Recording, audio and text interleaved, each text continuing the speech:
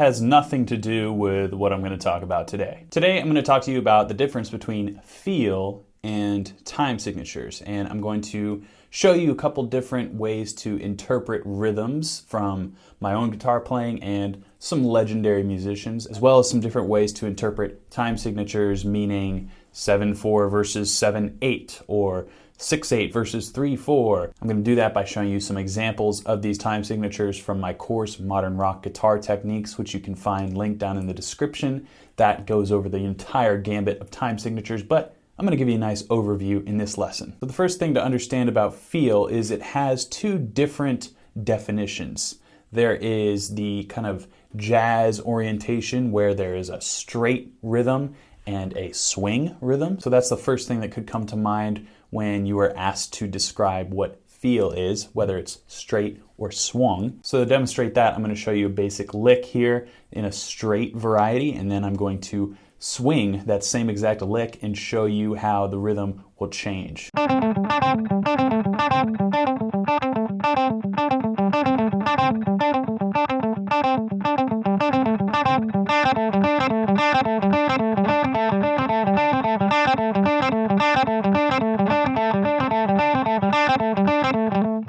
So as you could hear there, same rhythms happening, same tempo, just a different feel. And obviously the straight rhythms were bam, bam, bam right on the beat, whereas the swung rhythm was bam, ba-da, ba-da. So the rhythms are written the same way, it just matters about how the feel is happening, and that depends on the musicians that you are playing with. And sometimes if you are reading notated music, it will say swung or light swing, heavy swing, straight ahead, etc. So let's take another example of the same kind of thing. We're going to use chords this time instead of a lick, and you'll be able to feel how a straight ahead chord progression differs against, again, the exact same tempo, the exact same rhythm, but a swing feel.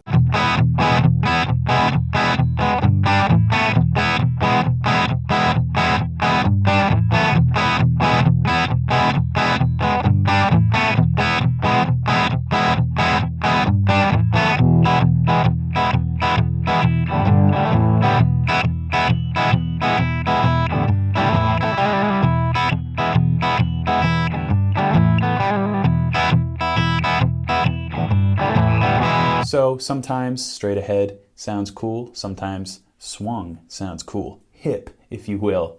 Now I'm going to move on to the second definition of feel, which is an interpretation of where the downbeat is in a measure.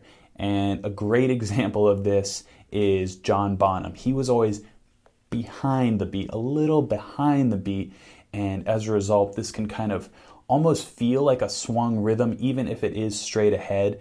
And it can also add to the dynamic of a band's sound. So Jimmy Page was really sort of almost ahead of the beat, and Bonham was behind the beat, and John Paul Jones was like straight down the middle. So it really created this cool dynamic. I'm going to show you a behind the beat groove from Mr. Bonham. Pretty much everything he played was behind the beat. It's really awesome.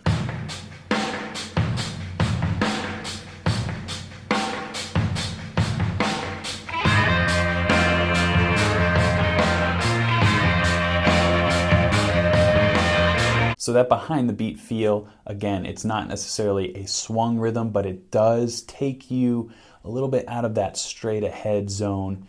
It kind of adds some swagger, if you will, to the feel of the music and the sound of the music. Now, as far as ahead of the beat, I think a great example is Wayne Krantz. He's an amazing jazz fusion, just all around awesome guitar player, and he generally plays behind the beat or in front of the beat, depending on the song. He can really do it all, but this riff is an example of kind of being in front of the beat, and this can be kind of emphasized by anticipations, which is usually 16th or 8th notes. 16th notes is more effective because it's kind of like da, da, da. And again, everybody has the same downbeat. This is not a swing feel. This is still straight. However, it's just your interpretation of where that downbeat is by, a micro rhythm versus a completely swung rhythm. So an ahead of the beat feel like the one I'm about to show you from Wayne Krantz is generally more pristine and mature sounding.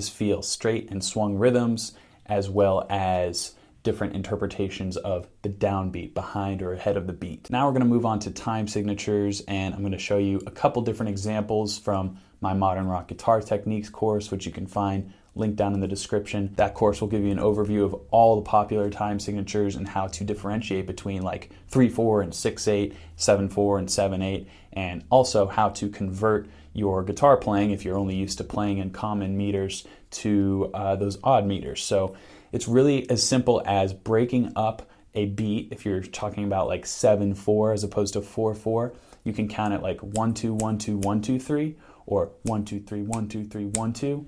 It's really about subdividing the beats in order to make it something more comfortable for you to learn and use and apply to your playing right away, as opposed to being like, oh crap, I'm lost. Where's the 7th beat? Oh no. So basically, time signature is one number slash another number. Kind of looks like a fraction. The bottom number, or the denominator, will determine the division of a whole note. So in a time signature like 5/4, that denominator 4 indicates that we are feeling quarter notes, and that 5 means there are 5 quarter notes in each bar. In a time signature like 6/8, there are eighth notes, and you count 6 of them per bar. And I bet you're saying, well, what's the difference between like 5/4 and 5/8?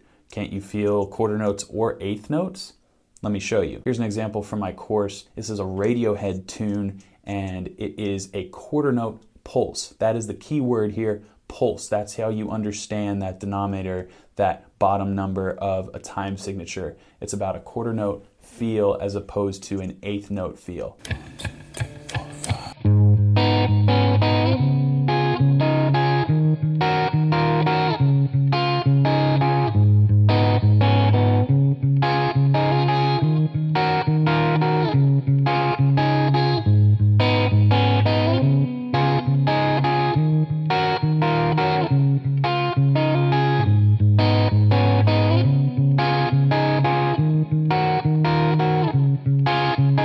So as you could hear there, the feel was like ba, ba, ba, ba, ba, ba, ba, ba, ba, ba, 5 quarter notes, as opposed to ba, ba, ba, ba, ba, ba, ba, ba, ba, ba, ba, ba, ba, ba, ba. It was more on the beat and flowing. So that's how you can understand the difference between a 5/4 or a 5/8 or a 3/4 versus a 6/8. If you can really feel those individual eighth notes, then chances are you're going to have an 8 in the bottom of that time signature. But if it feels more kind of legato and flowy, that usually indicates a 4-beat delineation. So now I'm going to show you a 6/8 groove, and this one you'll definitely be able to feel the eighth notes. They're usually indicated, again, by what I just mentioned, or the drums will help you out. So in this particular groove, you'll hear the hi-hat or the crash cymbal hitting each eighth note.